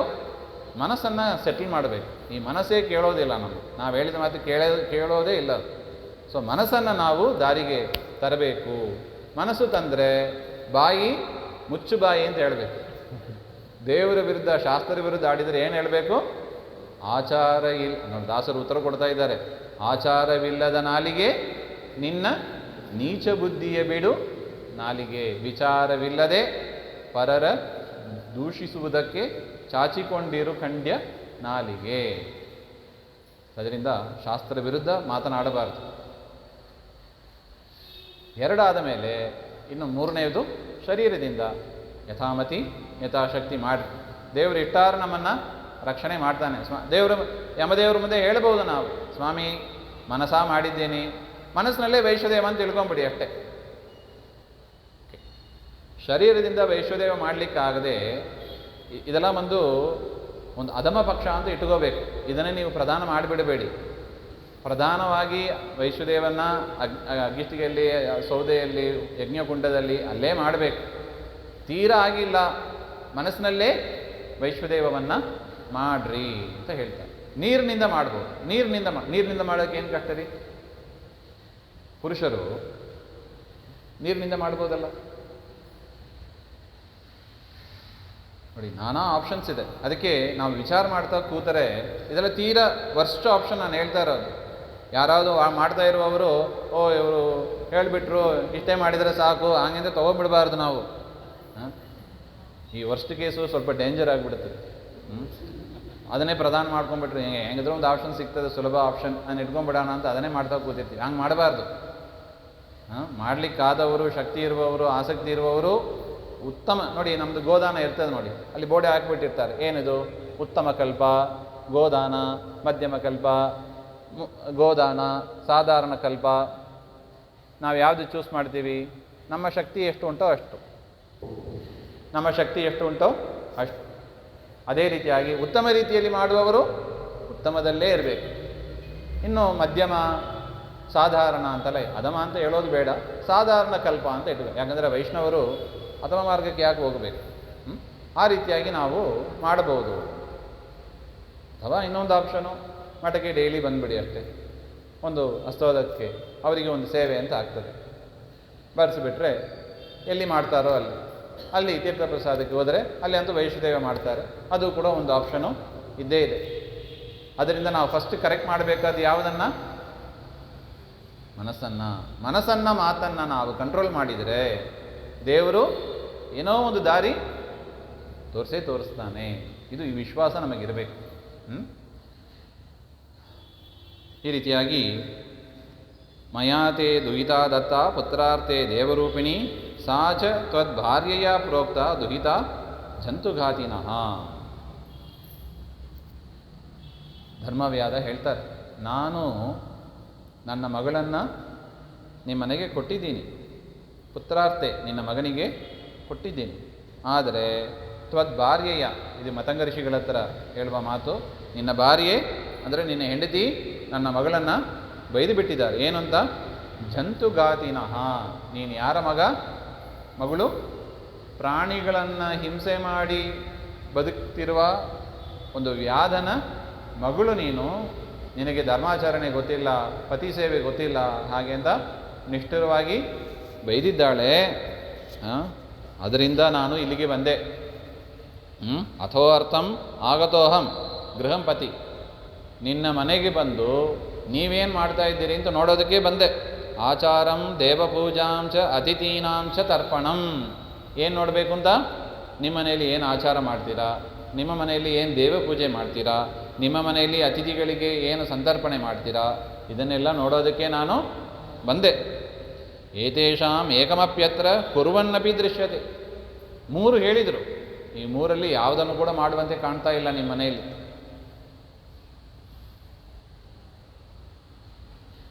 ನೋಡಿ, ಅದರಿಂದ ತದ್ಗೃಹಂ ಗಂತುಮಿಚ್ಛಾಮಿ ಪಿತೃಣ ಶ್ರಾದ್ದ ಕಾಮಯ. ಅದರಿಂದ ನಾನು ಇಲ್ಲಿ ಊಟ ಮಾಡೋದಿಲ್ಲ, ನಾನು ನನ್ನ ಮನೆಗೆ ಹೋಗಿ ನಾನು ಊಟ ಮಾಡ್ತೇನೆ. ಯಾಕೆ? ಪಿತೃನಾಂ ಶ್ರಾದ್ದ ಕಾಮಯ. ನಾನು ಊಟ ಮಾಡಲಿಕ್ಕೆ ಪೂರ್ವದಲ್ಲಿ ಶ್ರಾದ್ದ ಮಾಡಿಯೇ ಊಟ ಮಾಡೋದು. ನೋಡಿ, ಇದು ನಮಗೆ ಏನ್ರಿ ಹೆವಿ ಡೋಸ್ ಇದು ಅಂತ ಅನ್ನಿಸ್ತಾ ಇಲ್ವಾ? ವರ್ಷಕ್ಕೆ ಒಂದಿನ ಮಾಡೋದೇ ಕಷ್ಟ. ಅದು ಏನೋ ಕಷ್ಟಪಟ್ಕೊಂಡು ಮಾಡ್ತೀವಿ. ಇದಾದ ಮೇಲೆ ಮಹಾಲಯ ಅಂತ ಅಲ್ಲಿ ಒಂದು ಬೇರೆ ಗಂಟಾಗಿಬಿಟ್ರು, ಅಲ್ಲೂ ಏನೋ ಆಯಿತು ಅಂತ 2 ಮಾಡ್ಕೊಂಡು ಹೋಗೋಣ ಅಂತ ಮಾಡಿದರೆ ನೀವು ಓವರ್ ಡೋಸ್ ಕೊಡ್ತಾಯಿದ್ರಿ ನಮಗೆ. ಏನಂತ? ಪ್ರತಿ ದಿವಸ ಮಾಡಿರಿ, ಅನ್ಯಾಯ ಅಲ್ವಾ ರೀ ಇದು? ಹಾಗೆ ಅಂತ ಅನ್ನಿಸ್ತದೆ ನಿಮಗೆ. ಆದರೆ ಇದು ಕಷ್ಟನಾ? ನೆಕ್ಸ್ಟ್ ಕ್ವೆಶನ್ ಅದೇ ಬರ್ತದೆ. ಇದು ಕಷ್ಟವಾ? ಶರೀರ ಕೊಟ್ಟದ್ದು ಯಾರು? ಯಾರಿಗೆ ಶ್ರಾದ್ದ ಮಾಡು ಅಂತ ಹೇಳೋದು? ತಂದೆ ತಾಯಿಗಳಿಗೆ. ನಿನ್ನ ಶರೀರ ಕೊಟ್ಟದ್ದು ಯಾರು? ತಂದೆ ತಾಯಿಗಳೇ. ಈ ಶರೀರ ಇರುವ ತನಕ ಅವರಿಗೆ ಮಾಡಬೇಕೋ ಬೇಡವೋ? ಮಾಡಬೇಕಲ್ವಾ? ನ್ಯಾಯನೋ ಅನ್ಯಾಯನೋ? ನ್ಯಾಯ. ಆಯಿತು, ಅಷ್ಟಾಗೋದಿಲ್ಲ, ಸ್ವಲ್ಪ ಒಂದು ಸ್ವಲ್ಪ ರಿಯಾಯಿತಿ, ಸ್ವಲ್ಪ ಡಿಸ್ಕೌಂಟ್ ಏನಾದ್ರು ಕೊಡಿ. ಶ್ರಾದ್ದ ಅಂತೂ ಸ್ವಲ್ಪ ಕಷ್ಟ, ಓವರ್ ಡೋಸ್ ಅನ್ನಿಸ್ತದೆ ನಮಗೆಲ್ಲ. ಸಾಮಾನ್ಯ ಆಮ್ ಆದ್ಮಿ ನಾವು. ಹಾಗೆಂದರೆ ಏನು ಮಾಡಬೇಕು? ತರ್ಪಣವಾದರೂ ಕೊಡಿ. ದೇವರು ನೋಡಿ, ಕರುಣಾಳು ದೇವರು ನೋಡೋದೇನು? ನಿನ್ನ ಮನಸ್ಸನ್ನು. ಅದಕ್ಕೆ ಫಸ್ಟ್ ಚೌಕಟ್ಟು ಮನಸ್ಸು. ನಾನು ತಂದೆಗಳಿಗೆ ಅಗಲಿದ್ದರೆ ತಂದೆ ತಾಯಿಗಳಿಗೆ ಕೊಟ್ಟೆ ನಾನು ಊಟ ಮಾಡೋದು. ಈ ರೂಲ್ ಯಾರು ಹಾಕ್ಸ್ಕೋಬೇಕು? ನಾವು ಹಾಕ್ಸ್ಕೋಬೇಕು. ಬದುಕಿದರೆ ಪ್ರತ್ಯಕ್ಷವಾಗಿ ಹಾಕಬೇಕು, ಅಗಲಿದ್ದರೆ ಕನಿಷ್ಠ ತರ್ಪಣವಾದರೂ ಕೊಟ್ಟು ನಾವು ಮಾಡಬೇಕು. ಹಾಗೆ ಹೌದಲ್ಲೋ? ಯಾಕೆ? ಒಂದೇ ಕಾರಣ. ಏನು? ಶರೀರ ಕೊಟ್ಟದ್ದು ಅವರು, ಅವರನ್ನು ಮರೆಯುವಂತೆ ಇಲ್ಲ ನಾವು. ಶರೀರ ಕೊಟ್ಟದ್ದು ಅವರು. ಪಾಪ ಅವರು ಕೇಳ್ತಾರೆ, ನೀವು ಬರೀ ಗಂಡಸರಿಗೆ ಆಯಿತು, ನಮಗೆ ತಮ್ಮ ತಂದೆ ತಾಯಿ ಎಲ್ಲ ಶರೀರ ಕೊಟ್ಟಿಲ್ಲವೇ? ಅವರೇನು ಪುಕಟೆ ಬಂದರು ಅವ್ರಲ್ಲ?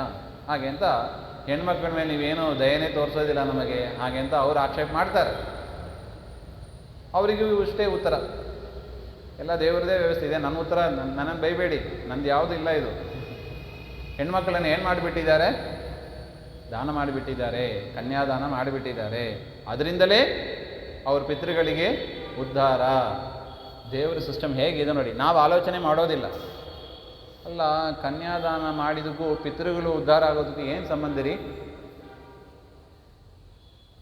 ನೀವು ಕೇಳಿರ್ಬೋದು, ಕನ್ಯಾದಾನ ಮಾಡಿದರೆ ಪಿತೃಗಳು ಉದ್ಧಾರ ಆಗ್ತಾರೆ. ಅಲ್ಲಿ ಮಂತ್ರವೂ ಹಾಗೆ ಇದೆ, ಅಸ್ಮಾಕಂ ಪಿತೃಗಣ ಉದ್ಧಾರಣಾರ್ಥಂ ಕನ್ಯಾದಾನಂ ಕರಿ. ಸಂಕಲ್ಪವೂ ಹಾಗೆ ಮಾಡಿಸ್ತಾರೆ. ಕನ್ಯಾದಾನ ಮಾಡಿದರೆ ಪಿತೃಗಳು ಉದ್ಧಾರ. ಏನು ಸಂಬಂಧ? ಏನು ಈಗ ಸಂಬಂಧ ಅರ್ಥ ಆಯ್ತಾ? ಕನ್ಯಾದಾನ ಮಾಡಿದರೆ ಅಷ್ಟಕ್ಕೆ ಪಿತೃಗಳು ನೋಡಿ. ಹೆಣ್ಮಕ್ಳಿಗೆ ಏನು ಮಾಡಿಬಿಟ್ಟಿದ್ದಾನೆ? ಸುಲಭ ಮಾಡಿದ್ದಾನೋ ಕಾಂಪ್ಲಿಕೇಟ್ ಮಾಡಿಬಿಟ್ಟಿದ್ದಾನೋ ದೇವರು? ಸುಲಭ ಮಾಡಿಬಿಟ್ಟು. ಪಾಪ ಅವರಿಗೆ ಅರ್ಥನೇ ಆಗೋದಿಲ್ಲ. ಅದು ನಮಗೇನು ಹೇಳೇ ಇಲ್ಲ, ನಮ್ಮನ್ನೆಲ್ಲ ದೇವರು ರಿಜೆಕ್ಟ್ ಮಾಡಿಬಿಟ್ಟ, ಮೋಕ್ಷನೇ ಇಲ್ಲ. ಕೆಲವರು ಹೆಂಗೆ ಹೇಳೋರು ಉಂಟು, ನಮಗೆಲ್ಲ ಮೋಕ್ಷನೇ ಇಲ್ಲವೋ ಏನೋ ಹಾಗೆ ಅಂತ. ಖಂಡಿತ ಹಂಗೆ ತಿಳಿಬೇಡಿ. ಹೆಣ್ಣು ಮಕ್ಕಳಿಗೆ ಸಾಧನೆ ಭಾರಿ ಸುಲಭ, ನಾಮಸ್ಮರಣೆ ಸಾಕು ಅವರಿಗೆ. ಇವ್ರದ್ದು ಪಾಪ ನಮ್ಮದೆಲ್ಲ ಪರಿಸ್ಥಿತಿ ಗಂಭೀರ ಇದೆ. ಹೋಮ ಮಾಡಬೇಕು, ವೈಶ್ವದೇವ ಆಗಬೇಕು, ಉಪವಾಸ ಮಾಡಬೇಕು.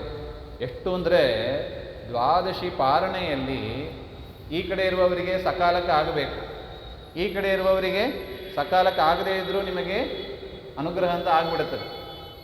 ಹೌದಲ್ಲೋ? ನೋಡಿ, ಸಕಾಲಕ್ಕೆ ಆಗದೇ ಇದ್ದರೆ ಏಕಾದಶಿ ಮೈನಸ್. ಸಕಾಲಕ್ಕೆ ಪಾರಣೆ ಆಗಬೇಕು. ಯಾರಿಗೆ ನಿಯಮ ಅದು? ಪುರುಷರಿಗೆ. ಹೆಣ್ಣುಮಕ್ಕಳಿಗೆ ಲೇಟ್ ಆದರೂ ನಡೀತದೆ. ಪಾರಣೆ ಕಾಲ ಮೀರಿ ಹೋಯಿತು, ನೀವೇನು ಪಾಪ ಅವ್ರಿಗೆ ಬಡಿಸ್ಬೇಕು. ಇಲ್ಲ, ಒಂದು ಸಲ ಯೋಚನೆ ಮಾಡಿ, ಅವರಿಗೂ ಕೂಡ ಸಕಾಲದಲ್ಲೇ ಆಗಬೇಕು ಅಂದರೆ ಪರಿಸ್ಥಿತಿ ಹೇಗೆ ಇರ್ತಾಯಿತ್ತು ಮನೆಯಲ್ಲಿ? ಏನ್ರಿ ನಿಮ್ದು ಎಷ್ಟು ಜಗಳ ಆಗ್ತಾಯಿತ್ತು ನೋಡಿ. ಮಾಡಿರಿ ಬೇಗ, ಮಾಡಿರಿ ಬೇಗ, ಊಟ ಮಾಡಿ, ಪಾರಣೆ ಮಾಡಿ. ಮೊದಲೇ ಉಪವಾಸ ಮಾಡಿ ಕೂತಿದ್ದಾರೆ ಅವರು.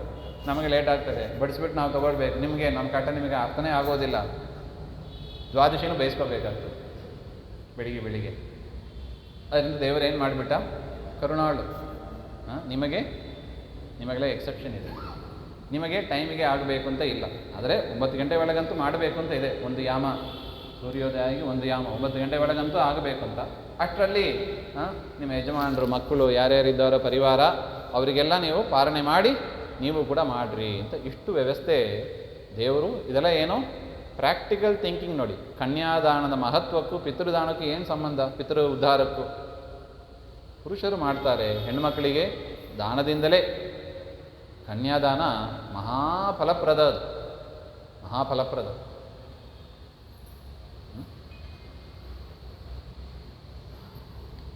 ಇದರಿಂದ ಪಿತೃನಾಂ ಶ್ರಾದ್ದ ಕಾಮಯ್ಯ, ಪಿತೃಗಳಿಗೆ ಶ್ರಾದ್ದ ಮಾಡದೆ ನಾನು ಊಟ ಮಾಡೋದಿಲ್ಲ ಹೇಳಿದ್ಯಾರು? ಧರ್ಮವ್ಯಾದ.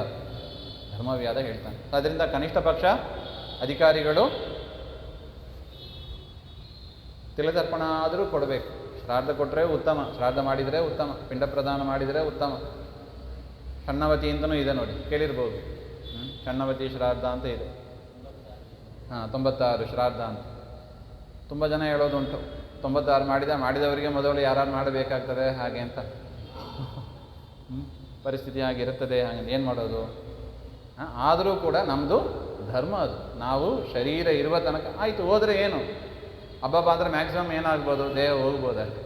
ಒಳ್ಳೆಯದೇ ಅದು. ಮುಂದಿನ ಜನ್ಮ ನೀವೇನು ಹೆದರಬೇಕಾಗಿಲ್ಲ. ನಾವು ಮೊದಲೇ ನೋಡಿದ್ದೀವಿ ಎಷ್ಟು ಜನ್ಮಕ್ಕೆ ಶರೀರ ರೆಡಿ ಮಾಡಿಟ್ಟು ಹೋಗ್ತಾ ಇದ್ದೀವಿ ನಾವು.